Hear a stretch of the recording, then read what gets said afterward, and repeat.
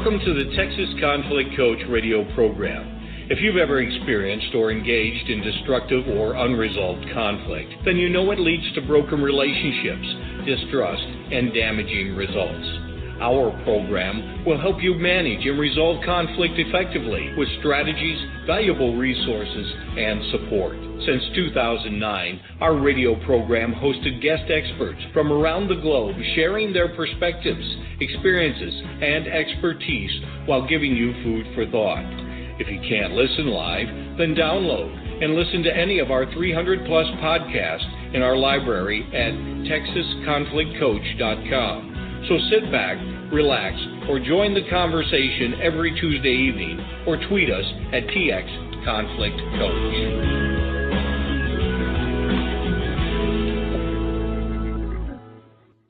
Today we have our guest on the show is Debra Dupree, Relationships That Matter, and she's going to be talking to us about conflict dynamics, identifying your behaviors. Now, we invite our listeners today to call in at 347-324-3591.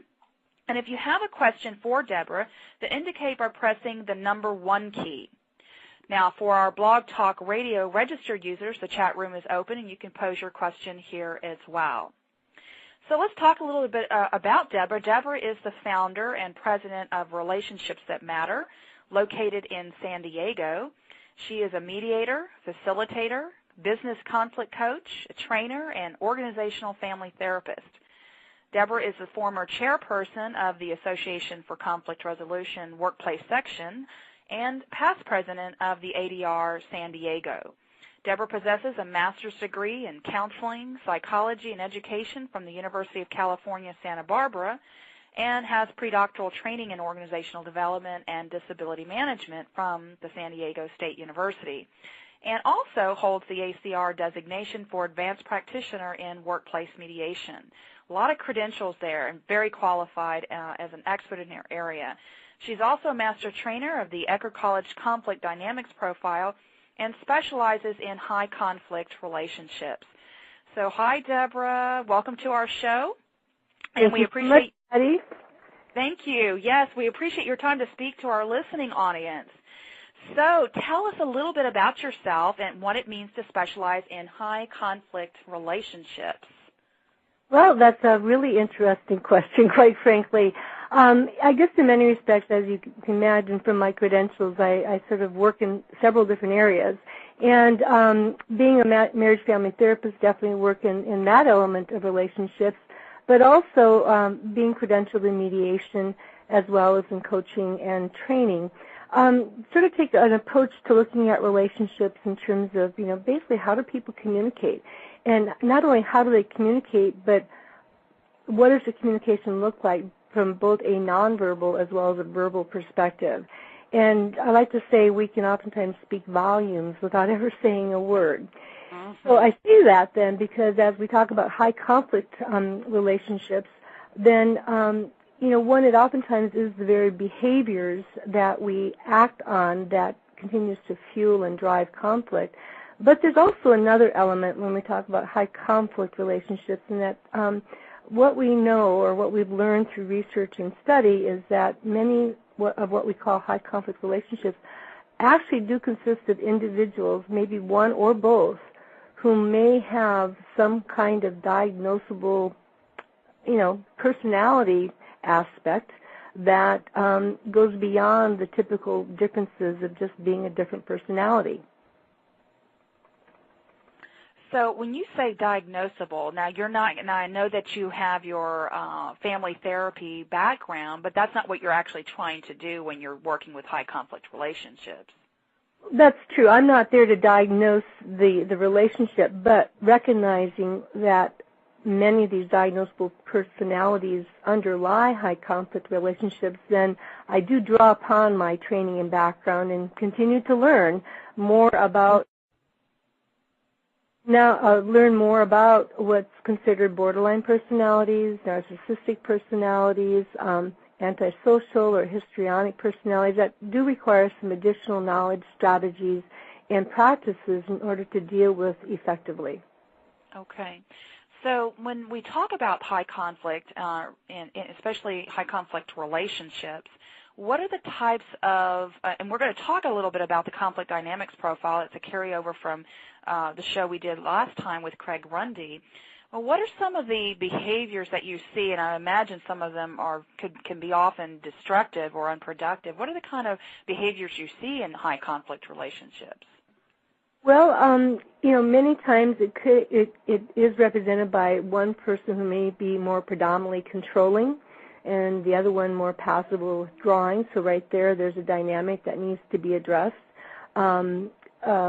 Oftentimes there are elements of other disorders like abuse or alcoholism, things like that. But, basically it's a pattern of behavior that escalates both in terms of action as well as verbiage to where, the whole communication dialogue breaks down. Okay. And relationships are very damaged. Mm-hmm. In high conflict relationships, would you say, tell us a little bit about, they don't start off as high conflict. I would imagine it takes some amount of time before it becomes, as you define it, as a high conflict relationship.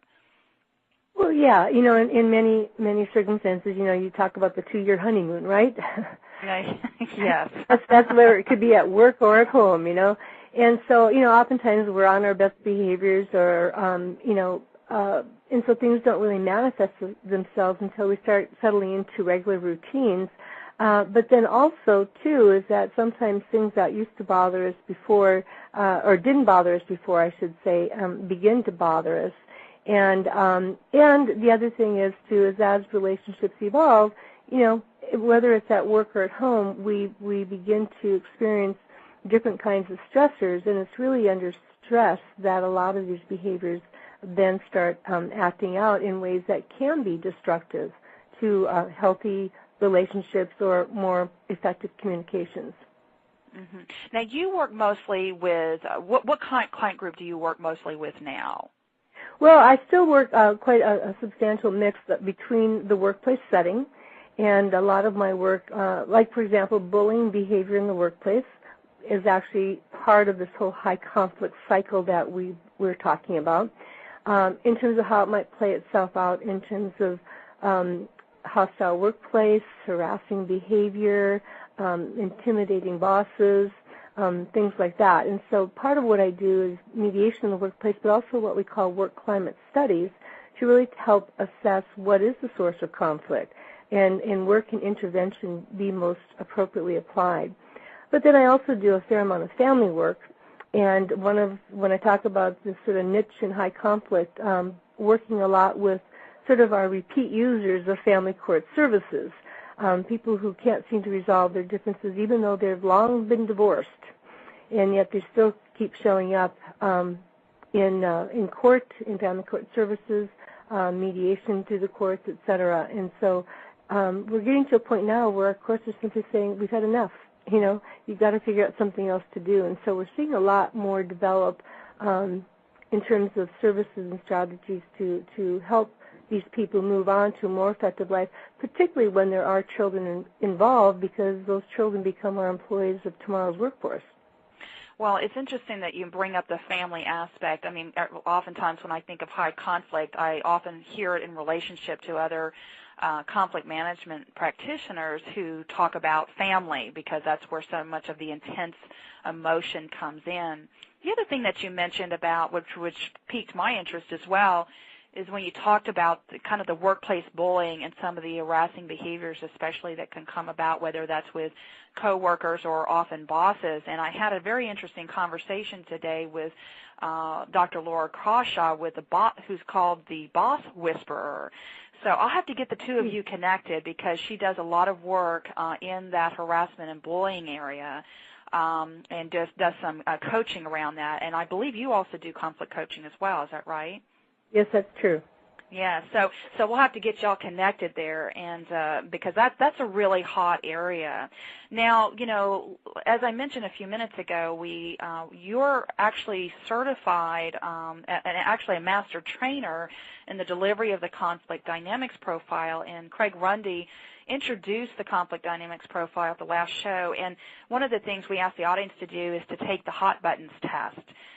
Determine their top conflict trigger, and then review the cooling strategies. So let's dig a little bit deeper into the profile and talk a little bit about the behaviors that manifest when we are in conflict, and how do we begin to change the behaviors that don't serve us well. That's a very good starting point, yes. One of the things I really value about the whole CDP approach is one, the hot buttons tool, and I use it all the time in terms of helping people start to take a look at what kinds of things sort of set them off in conflict. And that's oftentimes what we want to talk about is where do we go when we're in conflict, because we can all be pretty functional in regular life, but when conflict erupts, then we tend to adopt a different set of behaviors and strategies. And so with the CDP, I just think it's such an excellent tool in terms of helping people take a look at specific behaviors and not just their own behaviors, but the behaviors of others, and that's where the marriage between the hot buttons comes in, and the rest of the assessment tool. But for example, one of the hot buttons that tends to be most prevalent among the general population is around the whole concept of trustworthiness, and that's true for both men and women. Mm-hmm. And so when we always say, it takes a long time to build trust, but it can be eroded in a matter of seconds. And so when we start feeling someone's untrustworthy, that we can't trust them, again, that plays us out tremendously in both the workplace or at home. And so by identifying untrustworthiness as being one of your hot buttons, then what you can do is by looking at how you're impacted by what is typically felt as exploitive, manipulative, or dishonest, then the hot buttons assessment gives you some ideas about what you can do to think about that person and their behaviors, what seems to be triggered for you, what you can also do to start cooling down around that. What are some different ways of looking at this that might serve you better than the way it has in the past? Because certainly, I've heard, people before saying, just like you hear the common phrase, they've got to earn my respect, and you hear the same thing, well, they've lost my trust and they've just got to earn it. But that means that person has to do an awful lot to gain that trust back again. And sometimes that in and of itself, that testing, that constant testing of that individual's trust can also be erosive to the relationship. What do you think about that? Oh, absolutely. Because again, we have our own beliefs and expectations then that have formed about who other people are and what they represent. And again, if we already have some attitude or perception about now who that person is and that we can't trust them, quite frankly, that's going to cloud our perspective in almost everything that person does. And that's why it does become important to take a look at how am I looking at this that actually might be getting in my own way of how I can deal with this person more effectively. And so, I'm sure you're familiar with the term reframing. Mm-hmm. And so taking a look at how can we possibly reframe this so that it will actually help us rather than harm us or impair us from functioning more effectively, not only with ourselves but with other people and particularly that person involved. And so, you mentioned the word, they've got to earn my respect or they earn my trust. Well, to be respected, you have to be respectful. And so yes. It's really that two-way street. And to extend the same amount of trust themselves in extending that arm or that peace twig, if you will, to starting to rebuild that trusting relationship. So when we're looking at behaviors, I know the CDP looks at kind of destructive and constructive behaviors that manifest themselves. And oftentimes, if someone feels that they are the victim, if you will, whether it's of workplace bullying or harassment or some other type of aggressive, or maybe we always assume aggressive, but sometimes it's non-avoidance. You know, they're avoiding behavior. And yet, what often happens, that in my experience, and I'm sure yours as well, when we're working with individuals, is that there's this tendency to not take a look at and an accountability and ownership of our own behaviors, even if we feel like we're on the victim side of things, or we're on the side that we feel we've been wronged, or that we feel that we're not the problem, and yet we choose, and maybe we don't consciously choose, but we choose to show our behaviors in a way that it can either continue to fuel the fire or to actually deal with the conflict in a more productive manner. Are there some other behaviors that we could talk about that really stands out for you in the CDP, both either destructive or constructive? Mm-hmm. Yeah, one thing I'd like to just follow up with what you just said, Patty, and this particularly plays itself out when we talk about high conflict relationships, in that, basically the old adage of, it takes two to tango. So we all contribute to whatever that dynamic is, or however that conflict transpires and escalates. And sometimes the very act of withholding, when you think you're doing nothing wrong, it can serve as a source of fueling.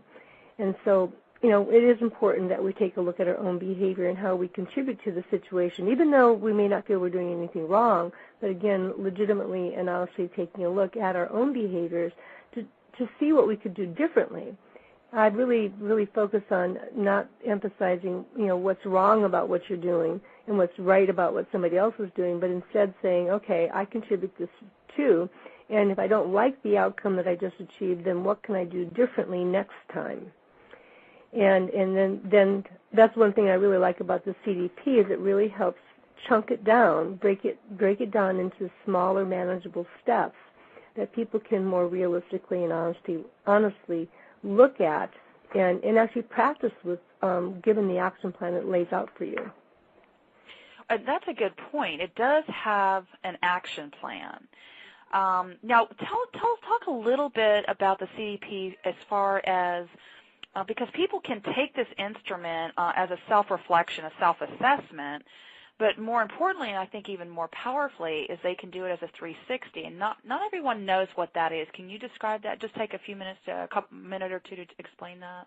Sure, yeah. Yes, taking a 360 is incredibly powerful, because what it allows an individual to do is not only assess themselves, but by having other people whom they know in the workplace, or it could be at home, but frequently use it in the workplace the most, also complete the assessment about you.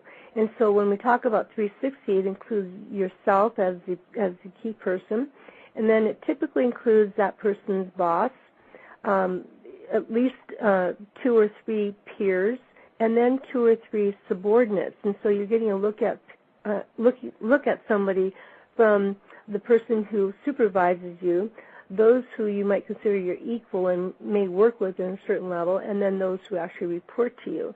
Because the reality is that, we do behave differently depending on who we're interacting with. And so what I might present to my boss, and with all honesty and good intentions, could be very different to what I present to my peers, and then could be very different to what I present to my subordinates, depending upon the role I play or the leadership I need to display. And actually, when people fill out the instrument, the peers, direct reports, the boss, it could be friends, colleagues as well. Those once that report is scored, that's anonymous for the most part, except for the comments from the boss. Is that right? Yes, that's very true. Yes, so people know that they can feel safe when they're filling it out, that it is an anonymous process when they're putting all the scoring together to give you real objective feedback. Yes, in fact, that's one of the reasons why, actually, I said 2 or 3. We really prefer to have a minimum of 3 so that we can preserve and protect the anonymity and so that people, can't pick up on patterns and so forth. And as you mentioned, the boss is the only one, of course, being usually that we only have one boss. It'd be hard to isolate that person out any more than what we can. I remember having done the CDP 360 myself, and it was very powerful in the sense of, was there a real gap between how I saw myself in conflict and how others saw me in conflict? And for the most part, it was very surprisingly in a positive way. Oh, good. because one of my behaviors from the CDP that I have to work on that can be destructive to me is that self-critical behavior, which is a very passive kind of behavior, and so no one can really see that happening in my head, but it's that self-criticalness that can come on if I'm in a conflict, I'm analyzing, I'm thinking about it, and it's like, what could I have done differently? How could I have handled that differently? And so sometimes I can be very self-critical, and that can actually be a negative behavior that can be destructive to myself or in my interactions with people. So I have to really self-monitor that, make sure that I'm looking at that carefully. Well, and that's, Patty, that's not too uncommon for a lot of people, is that, we tend to be hardest on ourselves. Absolutely. So what is the one thing that listeners, they may or may not choose to use this as a tool or resource, but what is one thing that, having taught this course and using it to coach others, what is the one thing that listeners can really take away about conflict behaviors in general as far as identifying their own? Okay, that's a good question. I guess one of the things is that, recognizing that, for the most part, we all feel we do things pretty well. And I always like to ask people, do you feel you do things pretty well? And, most people are going to say, yeah. Well, would you like to be even better? And it's sort of like, well, who wouldn't want to be better? So then I go, well, here's an opportunity. Because it's hard to take a look at ourselves in this regard, but to really encourage people to open up to the opportunity to develop, and that's what we call it, a developmental opportunity, to really start looking at how you communicate, how you behave, what's your thinking like, where do you go in conflict. And in that regard, the CDP is an excellent tool to look at conflict-related behaviors that can impact relationships from all kinds of levels, but really encourage people to go even beyond that, to look, because there are a number of instruments out there that will help people look at their social interaction styles, their communication styles, their thinking styles. And in a way, the more we learn about ourselves through all these things, then the more we can improve how we interact and engage with people, and the more we also then have the opportunity of learning about others based on what we learn through these assessment processes. And in that regard, then we can do a better job of helping them benefit from in their relationship with us. So it's well, really that's that whole empathy factor. That's that whole empathy factor when we become more self-aware of our own behaviors, but especially once we start to understand where other people are coming from and really start to look at that, then it really increases our empathy of the other person and seeing them as a human being in conflict, and how do we approach it in a different way. And so I know that the CDP, you use it in tandem with conflict coaching, but you also train other people to be certified to administer the CDP, is my understanding, as a master trainer. Is that right? That's correct, Patty. So tell us about your next CDP training. Okay, great. Yeah. Well, I do offer the CDP training here in San Diego at my location about every 2 months. But we just recently launched an online training, and so now the program is available in 3 2-hour segments. Yeah, and so it's That's live, great. but using PowerPoint and so it's a lot of fun, and so that way people don't have to go through the cost of traveling, and and yet it's still, there's so much learning that's going on online these days that I took it to the next level, and it's working really well. That is awesome. So where would they find the online training then? Well, basically right now it would be best just to send me an email at Debra Dupree at relationshipsthatmatter.com. And we're finalizing the registration for that with our next online program coming up in June. Okay, and you can also find, I think listeners can also find you at www.relationshipsthatmatter.com. Is there any other websites or contact information you wanted to share at this time? I think that those would be the best ways to get a hold of me, or call me at 619-417-9690. Can you repeat that number one more time? Sure, 619-417-9690. Well, very, very good. So what final thoughts would you like to share at this point? I guess one of the things, when we talk about, where we are with our own hot buttons and where we are in our conflict behaviors, really encourage people, and I find myself saying this so often in the work that I do, take a moment to slow down for a moment. Take a deep breath, cool down. And you probably heard Craig say that last week too, slow down, cool down. Because when we do that, we allow our bodies and our mind an opportunity to respond to what is otherwise a natural biological response to either fight or flight or flee. And because in the brain research on this is fascinating, but again, just the very simple act of taking a deep breath, slowing down, not saying anything, taking that deep breath, allowing yourself to cool down, it really allows your body to biologically react differently than where you might normally go in conflict. And that's one of the first steps then in terms of choosing different behaviors and communicating differently than what you might normally in conflict that otherwise can escalate. Okay. Well, that's a great, several tips actually that you gave right there, but that's a great tip. So a lot of really great information, and it's amazing how fast this time goes. Yeah. It really does.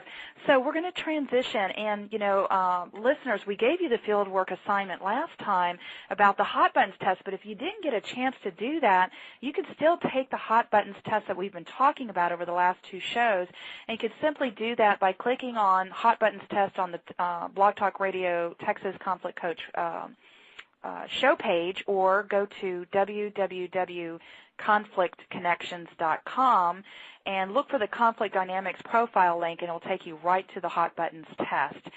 It will give you your top hot button, and you can look at your cooling strategies as well.